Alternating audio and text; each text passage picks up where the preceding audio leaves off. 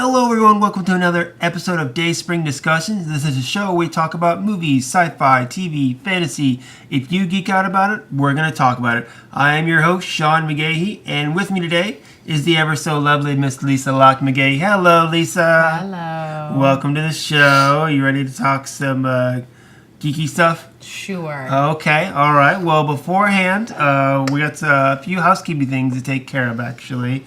As most of you know, or some of you may not know, the Emmys were last night. I watched it. You chose not to watch it. I could care less It's all about right. the Emmys. And you usually like to go in the morning after, though. Did you look at the dresses? I didn't. You usually like to go like the morning after and look at. That's the main reason you watch these shows with me, because you usually like to look at the dresses. Yeah, I'll probably look it online sometime today and take a look. I just haven't yet. Oh well. The one thing I thought was awesome was that my favorite show, Game of Thrones, won Best Dramatic Series 2 years in a row now. Big What? shocker. I know, right? It was awesome. Won Best Directing Episode, Best Writing Episode for The Battle of the Bastards. Great episode, so give props to that. And then for comedy, Veep won for Best Comedy with, what's her name? Julie Lurette. I can never say it. Julia Louis-Dreyfus. Julia Louis-Dreyfus, yes.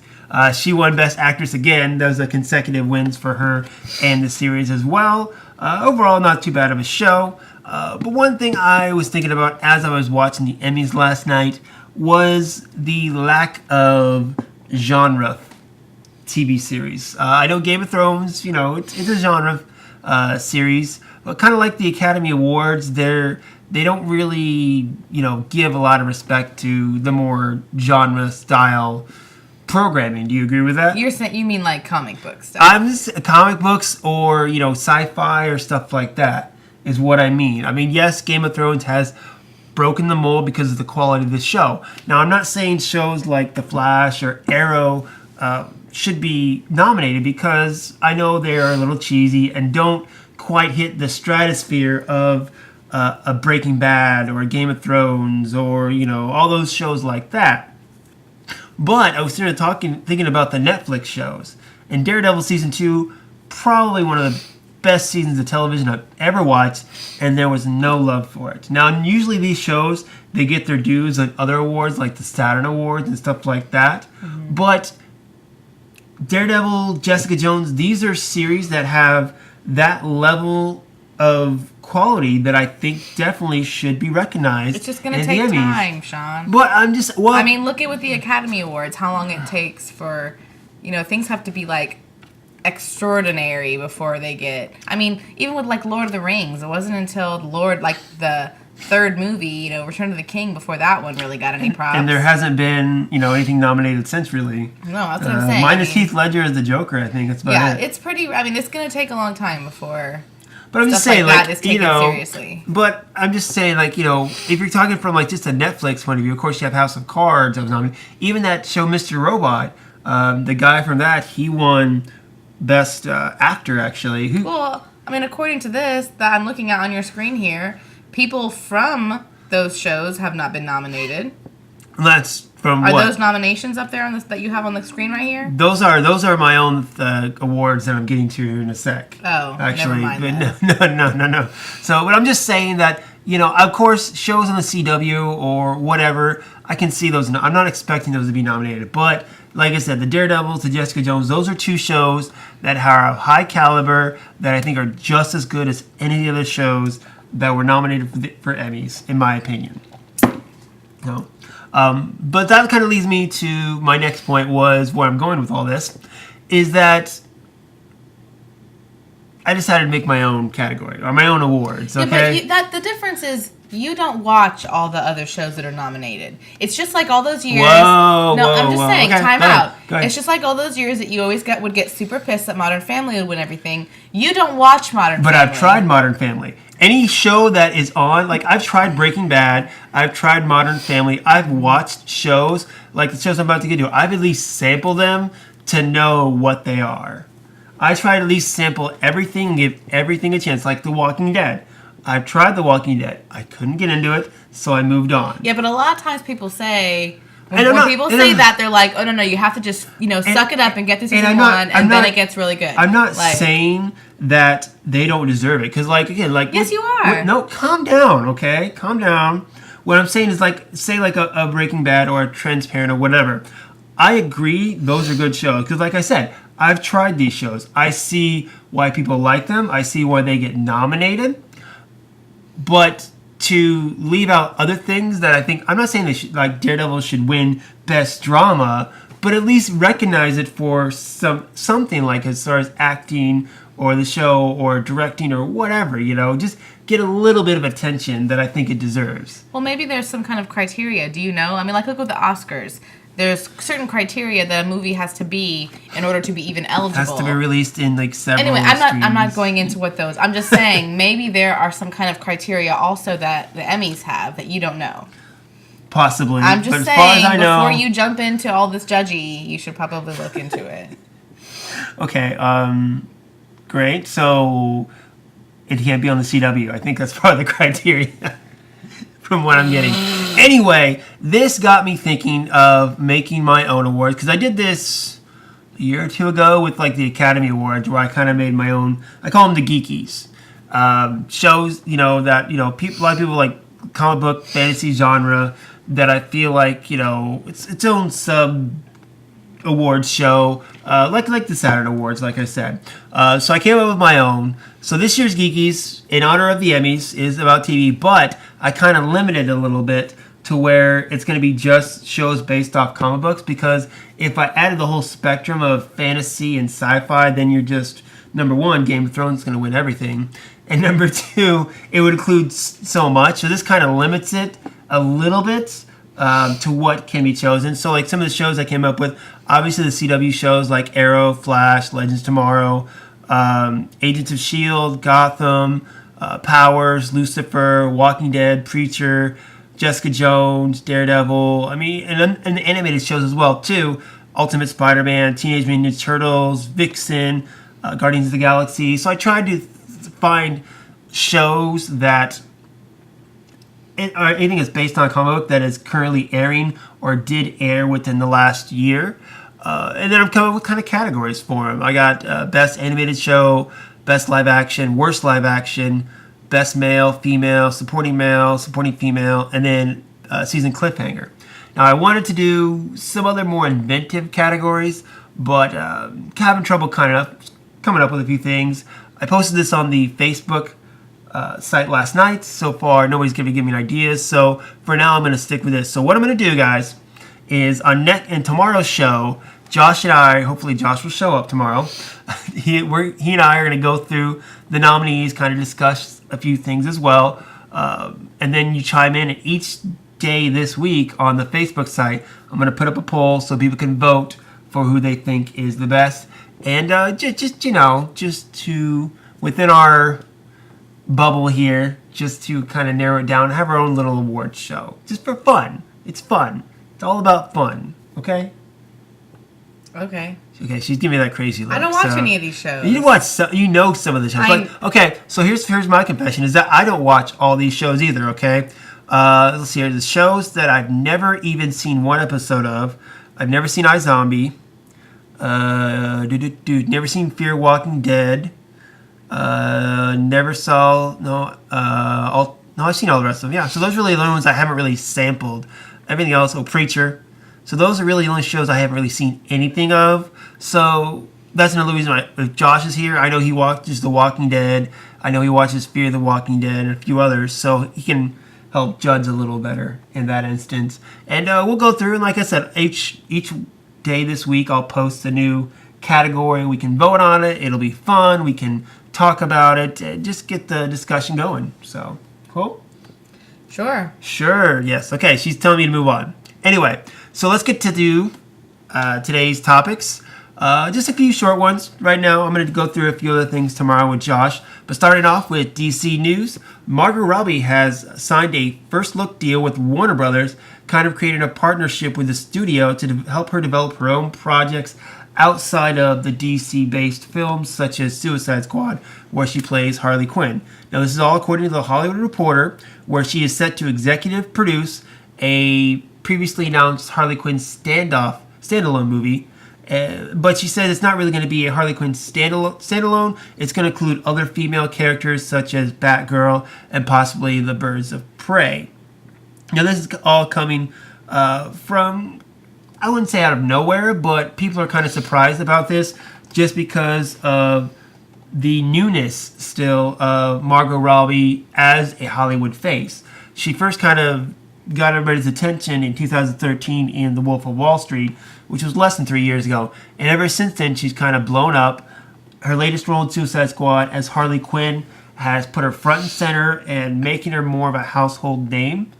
It just seems surprising to some people that she would take such a, what I want to say, a hands-on approach to her career, such an early stage in it, which I give her more than credit for. But overall, I think it's a good idea. How do you think the deal is going to shape out for her?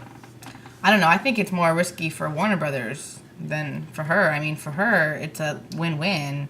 You know, for them, if she ends up having her, 15 minutes and it's over, then there's, From what I've seen of her so far, I think she's going to last more than 15 minutes. I'm just saying. She's a good actress, so I think she definitely has staying power.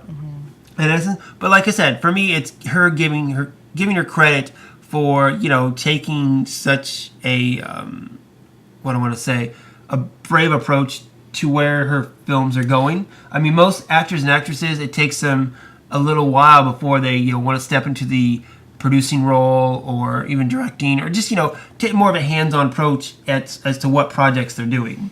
I mean, I don't know. I mean, we'll see. I guess it just seems kind of early in her career. Exactly, and that's kind of that's what the story is the fact that she's doing. It's like Jennifer Lawrence at this point. She's been in the public eye for so many years now, and she still hasn't had anything about producing or directing or whatever in that instance. So the story is just that she is trying to take the reins pretty early. I think it'll work out, honestly. It just depends. Like I said, it says they're talking about a Harley Quinn movie. It can't be a Harley Quinn movie. It's got to be a Birds of Prey movie, a very female-centered DC film that showcases the girl power, so to speak, in the DC cinematic universe. I think that would definitely work. And then, of course, them hunting down Harley and other female villains such as Poison Ivy or Catwoman. I think that something like that would definitely work well and fit nicely into the DC cinematic universe. I don't know. I mean, I feel like you said, I don't think that a Harley Quinn movie makes a lot of sense. Yeah. I mean, it doesn't really, having the villain as the main character. Yeah, and that's what they're kind of talking about, how it's it's not quite going to be a Harley Quinn standoff film. It's going to be more of a female DC film, I think is what they're getting at. So I guess we'll see. We shall see. All right, guys. Well, that's all the DC news we got. Moving on to Marvel news. Looks like Stan Lee's story of his life is coming to the big screen, sort of. Seems that 20th Century Fox has a deal or has acquired the rights to Stan Lee's biopic movie, I guess you call it that. But there's going to be a little bit of slant on it. I guess it's going to be kind of a 70s spy action tone with Kingsman, The Secret Service, and Roger Moore's Bond movies as reference to them. Now, this is coming from the Hollywood Reporter, where they're talking about taking Stan Lee's life, but then kind of exaggerating a few things about it. Mainly because Stan Lee's life isn't, well, what some people say, too dramatic. He grew up in New York, kind of poor, started working at Timely Comics at the age of 17. He had aspirations to write the great American novel, but instead, with the advice of his wife, went on to write other stuff in the comic book industry, which led to his collaborations with Steve Ditko and Jack Kirby, and then went on to create the legendary characters such as Fantastic Four, the X-Men, the Incredible Hulk, Doctor Strange, Spider-Man, and of course, many, many more. Now, in the 70s, Stan Lee tried to get those characters up on the big screen with little success, but of course, as we know later on, Marvel went ahead and made his dream a reality, and now Marvel is everywhere on the big screen. So there we go. Stan Lee's life coming to the big screen in a possibly Bond-esque style film to give it a little slant. From what I'm hearing about this film, it's going to be like where Stan Lee is like by day this comic book writer, but by night as a spy, and his adventures as a spy influences his comic creations. I don't understand at all. Like, why are they even trying to pretend this is going to be a Stan Lee biopic then? Like, I don't understand. Like, either say it's a Stan Lee biopic and actually make one about his life, or make another spy movie that doesn't make any sense to me. I just don't get it. Don't get it at all? Well, I mean, it's something just, like I said, it's something kind of fun. I think it'll be probably pretty goofy in mind. It's going to be just one of those fun, goofy, and like I said, in the tone of Kingsman: The Secret Service, which by itself was kind of a goofy, satire. No, I get film. it. I just don't understand why they're trying to make it have to do with Stan Lee. That's what I don't get. You know what? Sure, make a new Roger Moore Bond style movie. I like the Kingsman, but like, why are we trying to pretend it's a Stan Lee biopic? I don't get it. Because the main character is going to be named Stan Lee, right? But and he's going to be he's making comics. Okay, I just think maybe in his adventures as a spy, he runs into this Jekyll Hyde type monster character that gives him the inspiration to write the Incredible Hulk. Or a guy who, hangs from walls and spins around and inspires him to do Spider-Man. I'm not saying that's not what's going to happen. I just think it's silly. You think it's silly. I get it. Well, one thing for me, when I read this story, it made me think, whose story I want to see is the guys who made Superman, the Jerry Siegel and Joel Shuster. Because remember that Superman audiobook we listened to on the road trip? And their kind of quest from the time they sold off the rights to Superman to try to acquire more back was very interesting, I thought. So I'd love to see a bio about them as well. I think it'd definitely be... I mean, I'm not saying you can't make a similar Stan Lee biopic and it be interesting. I mean, it's not bad. I mean, like I said, the guy grew up poor in New York. He, had to deal with, life in the 40s and 30s and all that. So I think there's a way you can make it interesting without giving it that spy slant to it. But either way, it just seems so silly that it's going to be a good time. Of course, there's no release date, there's no director, nothing like that. This is just kind of what they're thinking about doing. They could go a different direction. You never know. So, in any event, I think it'll be a good time. Sure. If it gets made. If it gets made. Okay. All right, so next piece of business here. The Toronto Sun spoke with the Russo Brothers about the next Avengers film, Avengers Infinity War. And when they were talking to media outlets a little while ago, they mentioned that the film was going to have a whopping 67 characters in it. Now, in regards to who these 67 characters were, people were speculating or hoping that possibly they might include some of the TV characters, such as Agents of S.H.I.E.L.D., Daredevil, Jessica Jones, Iron Fist, Luke Cage, all those guys. Now, talking with the Toronto Sun, they said, quote, "We do consider everyone. We don't want to get too specific about what's going to happen with these movies. We want these movies to be a surprise for audiences. What we did in Civil War is exactly what we want to do in Avengers. No matter how much screen time a character has, you can still have a lot of ambition for what you do with that character while you have them."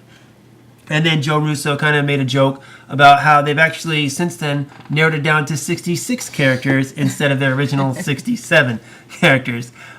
Filming for the next Avengers film is set to begin in November, and the Russo brothers, of course, are already hard at work at it.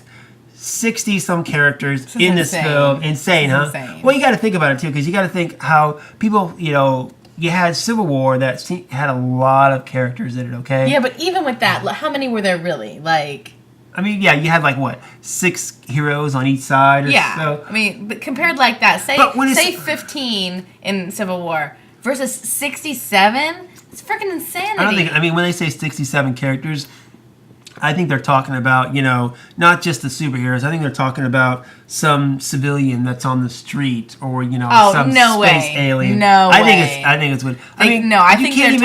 You can't even name 67 characters throughout the entire Marvel Cinematic Universe right now that have any, significance and that they would actually, be naming them, I think. I think it's 67 actual. I think that's including, maybe including people like General Ross. Right, them. I don't think it's including, man number 2 on the street.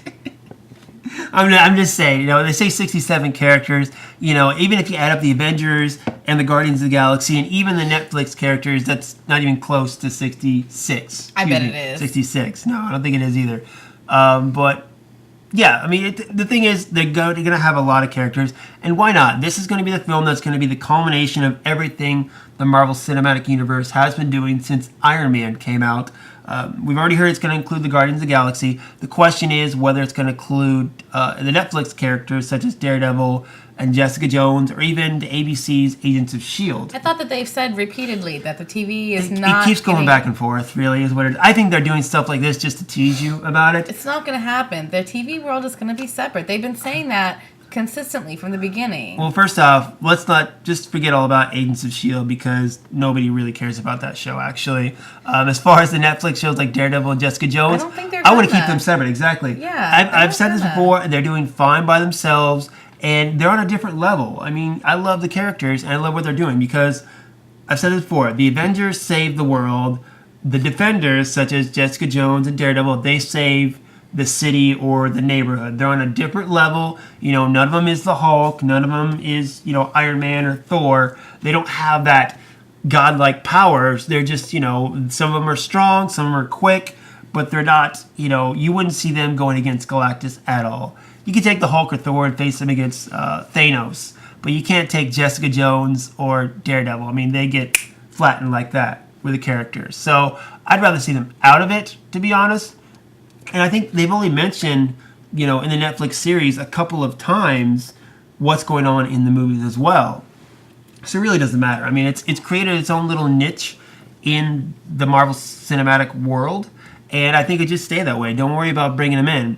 It is kind of fun, of course, again, 67 characters. When I was watching the Captain America Civil War commentary, and the Russo Brothers and everyone was talking about that airport scene, okay? They literally worked on that airport scene from the minute they started filming to the very last day they filmed. I mean, that airport scene was pretty much, they said they consumed so much. It was so complicated to do. They kept doing rewrites and reshoots, and they just, it basically took up the entire span of production of Captain America's Civil War. And like you said, that's only got 15 characters in it. Yeah. So can you imagine when you get in all them with the Guardians of the Galaxy, some other new characters I'm sure we'll be getting against Thanos or whoever. I mean, it's going to be crazy.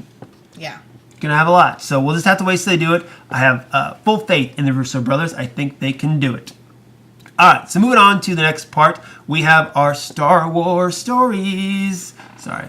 All right, moving on to some Star Wars, guys. So it appears Ted Turner and his global media company have acquired the rights from Walt Disney Studios and 20th Century Fox for the basic cable rights to the entire Star Wars film series. So the deal is going to include network premieres for 5 out of the 6 original Star Wars films, which include last year's Force Awakens, Star Wars Rogue One, and the upcoming titles such as Episode 8, the Han Solo spinoff, and Star Wars Episode 9. Now there's a separate deal apparently they have with 20th Century Fox, because I know 20th Century Fox still has some rights to the original Star Wars, original 6 films as well, so they made some kind of separate deal with Fox than they did with Disney. But anyway, this means that the Star Wars films are going to be on TNT and TBS, and it's going to be the only place you can find all 11 Star Wars films that are part of the Star Wars saga.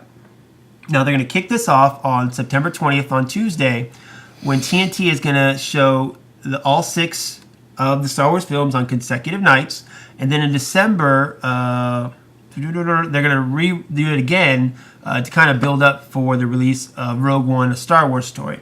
And then in 2018, they're going to start showing The Force Awakens, followed by Rogue One in 2019. So, big deal. I can only imagine how much they paid for these rights to show all these Star Wars movies, be the only place on basic cable to get them. Pretty ambitious. It'll be interesting to see how much viewership they actually get from this. Because I remember several years ago when Spike TV showed all the films. Gosh, for like a month. I feel like it was like a month where all they did was play Star Wars movies, which is pretty fun.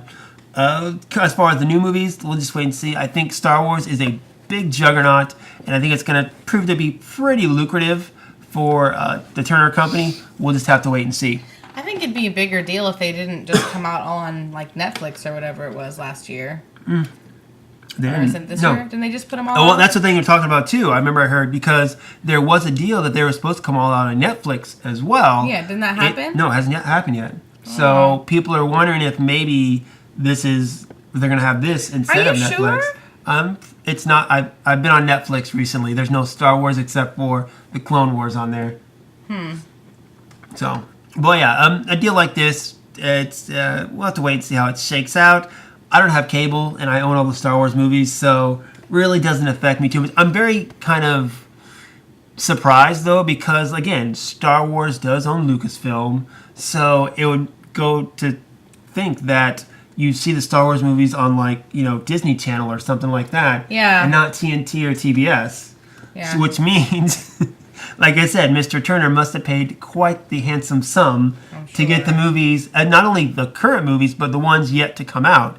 I mean, for all we know, Han Solo or Episode 8 could be a dud. I mean, and then it's like, okay, well, I don't want to show these. Nobody's going to view them. We'll have to wait and see how it all spins out. I mean, do people still just, like, watch movies that are on regular TV? Oh, well, see, that's the problem I used to have when we had cable, is I would, channel flip, and then I'd see something, and then I'd stop and watch it. But you still flip during the commercials. Yeah, so I watch several things at a time, because I'm multi-talented like that, right? I guess. I can't remember how many times I watched episodes of the Big Bang Theory and that 70s show where they're running them for like 2 hours straight on TBS or FX, and I own, those episodes on DVD anyway. They just always suck me in. Same thing with Star Wars. If I was flipping by and you're looking for something to watch and Star Wars is on, I'd definitely stop on Star Wars as opposed to something else. In any event, next piece, actually the last piece of news we're going to do today, because like I said, we're going to do a short story. Gareth Edwards' upcoming Star Wars film Rogue One was set to have composer Alexandre Desplat composing music for the film. Well, it turns out he had some scheduling conflicts, and according to Hollywood Reporter, Michael Giacchino is set to step in and take over for him. Now, this is kind of a bit sudden. I think it's a little seems kind of late in the game. Yeah, because that's what I was thinking. When you think about John Williams talked about, like, last month, how he's starting to see footage from Episode 8, and he's, going to start composing. That movie's still a year and a half off, okay? So here we have only a few months from Rogue One, and Giacchino is just now stepping in. So I think there's more to this story than just scheduling conflicts, quote unquote. Something must have happened. I'm not sure what it was, but I mean, I would think by this point that film would have to be pretty much composed. Yeah, exactly. Already. I mean, they've already done reshoots and all that stuff. At this point, they should be just finishing up like little special effects and stuff like that, in my opinion. Maybe a few editing things left to do, but most of the work of the film should be done by now, I think. Yeah. In any event, I'm totally fine with this because I love Michael Giacchino. I mean, I like them both. He's great. I mean, before John Williams was announced to be the composer for The Force Awakens, I thought Michael Giacchino would be next in line because of how much he's worked with J.J. Abrams. He worked with him on his TV shows Lost and Fringe. He did the Star Trek movies with him. He did, Super 8 with him as well. And Giacchino, he's one of those guys that I think is up and coming as far as composers as well. He won an Academy Award for working on Up from Disney and Pixar. And he did one of my favorite films, Speed Racer. Great score for that film as well. He's an up-and-comer. I mean, you have your greats. You have your John Williams, which is King of the Mountain. Probably will always be King of the Mountain.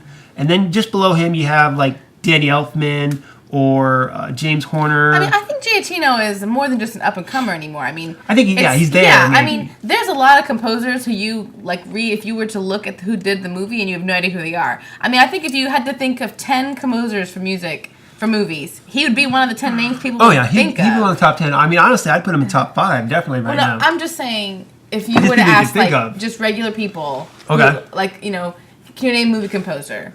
Everybody would say John Williams. There's not one person alive who would not people say John Williams. They say John Williams and they go Danny Elfman. Yeah, but I mean, and other people, James Horner. People are gonna talk, but Giacchino is one that people. Who did the Lord of the Rings? Who did the Lord of the Rings?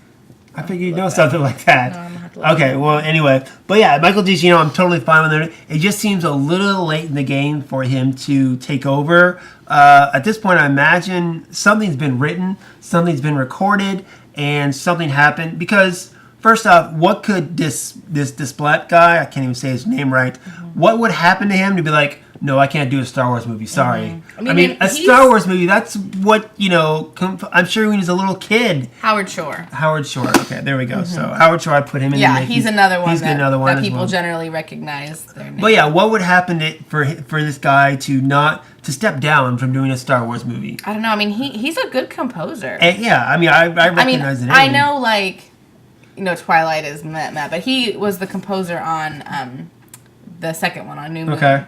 What else did he do? And New Moon is my favorite score. I feel like that's probably where I know him from because it popped up on your iTunes or whatever. But I feel like he's done something else of significance. Hold on, guys. Let me look it up real quick here. Yeah, I mean, New Moon is, of the Twilight scores, New Moon is my favorite. And he does that. He did that one. These stupid things. Okay, mine's not coming up. Did I spell it right? No, I did not. Here, I got it. You got it. Okay, let's see. He did the Deathly Hallows Part 1. That's probably didn't you like a couple of Harry Potters? I don't know. He probably did Part 1 and Part 2. Yeah, it's probably where I recognize his name. He did Part 1 and Part 2, The Danish Girl, The Grand Budapest, The King's Speech, Unbroken, Secret Life of Pets, Rise of the Guardians. Okay, yeah, right, Rise of the Guardians, I know. Yeah, because I've looked at some of that music. Okay, so there we go, yeah. Suffragette, that was recent, pretty good composer, too. I mean... He's not pretty good, he's very good. Okay, he's very good. Anyway, I'm not sure what it is, I just think there's more to it, whether it be something personal, or perhaps he had a disagreement with the studio, or with Gareth Edwards. We'll just have to wait and see, but in any event, Michael Giacchino coming out and taking over, I think we can all say that is pretty fine and dandy with us. I'm still going to say that after John Williams is done scoring Star Wars, I still think Giacchino is going to come in to take the baton. That's just my personal opinion. So we'll have to wait and see. I guess we'll see. All right, guys. Well, that's it for us today. Of course, if you want to chime in on any of the topics, hit us up, dayspringdiscussions@gmail.com, or hit us up on social media, the Facebook group, or on Twitter. And, of course, look out for tomorrow's show where I'm going to be giving my nominees for the Geekys. Like I said, it's the comic book-based TV shows that the Emmys seem to have left out. As of right now, like I said, I got a couple of categories. Best live action, worst live action, animated, male, supporting male, female lead, best cliffhanger. Any other categories that you can think of that you want to be added in there, or any shows that I put on the Facebook post that you can think of that should be added or for consideration, go ahead and email me that, or again, put it on the social media and we'll figure it out. So I will see you guys here tomorrow to announce the nominees, and we'll get some votes going for the rest of the week. That's going to be it. Lisa, anything else you want to talk about today? Nope. I'm still just trying to figure out the 67 characters in Infinity War. We'll do a list, okay? Yeah. We'll do a list. All right. All right, guys. Well, that's going to be it for us today. Until next time, may the Force be with us all.